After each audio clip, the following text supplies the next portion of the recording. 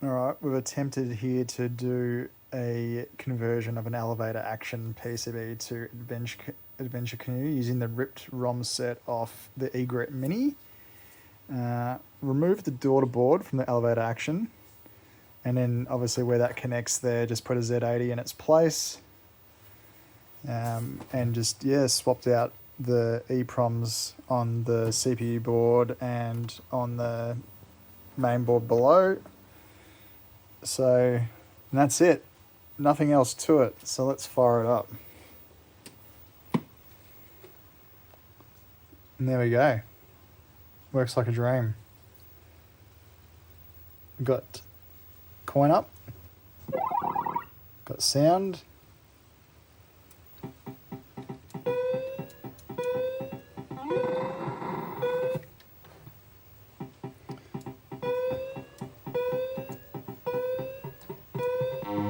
very hard to play this sideways.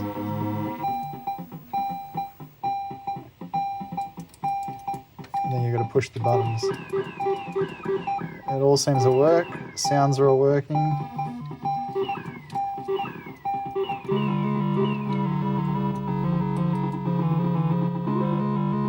There we go, the croc got me. So yeah, works well.